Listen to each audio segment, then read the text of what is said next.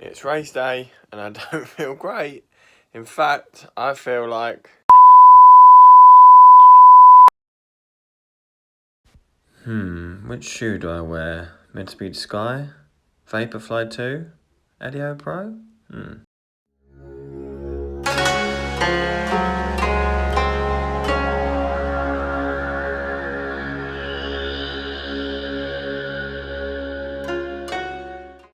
Well, as you can see by the time, we missed a few things. Hey guys, and welcome back to the channel. So today, we're going to talk about what happened yesterday. So today is Monday, yesterday was Sunday, and was a day of my 10k Folkestone 10k race, which did not go as I wanted it to go. First of all, normally with these vlogs, I would have the start there at least, and the finish, and some cool race footage, and some music, all that kind of thing.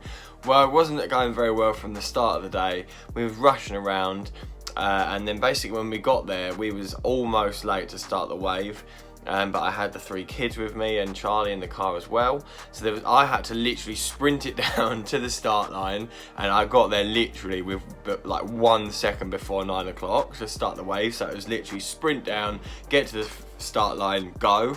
So there was no chance for Charlie and the kids to, she still had to park and pay for parking and get the kids out of the car and get all their toys and all that stuff or whatever they wanted and to get down there. So no recording for the start of it at all, and just not good preparation. As I say, got to the start line within seconds to go and then just went. And then it all went downhill from there as well. So this is not making excuses, this is just keeping it real. So I'm taking full responsibility for us being late. I'm going to blame that on anything else. It doesn't do great for race prep, but it is what it is. But the reason why the race didn't go very well for me is because I just felt absolutely dead, as you can see from the beginning.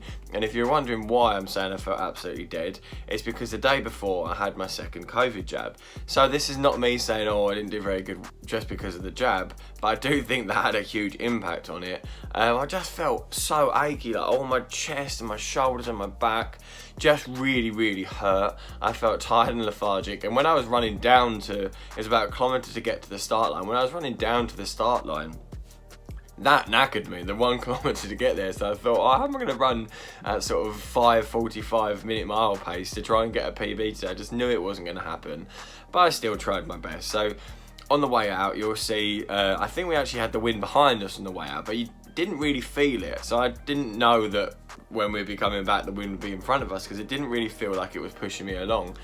So anyway, on the way out, I was sort of doing all right. I think the first sort of mile was 5:50 something, and then sort of 5:55, and then another sort of 5:50. So it wasn't too bad. I thought, I'm definitely not going to get a PB today, but if I can hold this on for another 3 miles, it won't be too bad.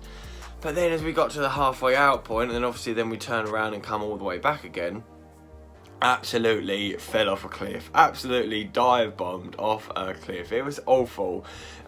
So to be fair, I do think it hit a lot of people. My friend Carl, who absolutely smashed it, even his times went down quite a lot on the way back. I mean, he still did an absolutely ridiculous time, but compared to his first 3 miles out, the 3 miles back again were quite a bit slower than the way out. Same was with me. So you'll see here the splits on the way back. The wind was hitting me in the face.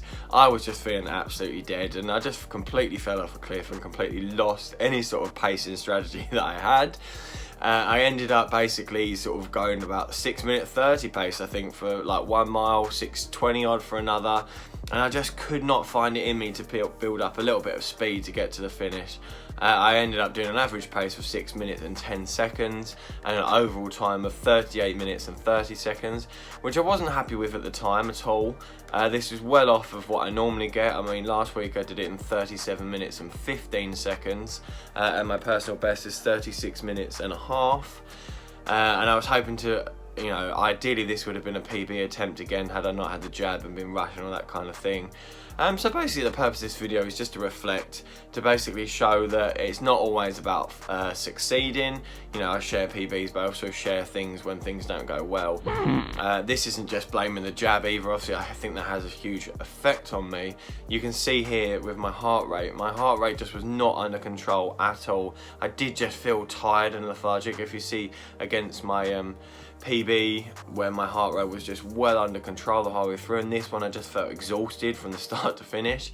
And to be fair, I had my dad's birthday party afterwards. I just felt awful all day. I just felt dead, tired, lethargic, sore, achy. My face felt all red and hot.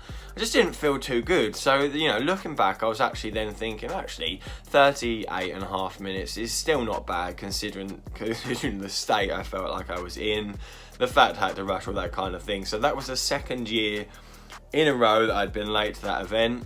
Hopefully next year I make it there faster, get there on time, can prepare for it, get a vlog out better for it, and I haven't had a jab before. So this is just, as I said, a video to reflect on yesterday. I wasn't going to make it because I didn't have any race footage, but I just thought I'll still make a little message here about failure or about not always succeeding. If you enjoyed this video, I hope you'll give it a thumbs up, like, subscribe to the channel, and as always guys, I will see you in a bit.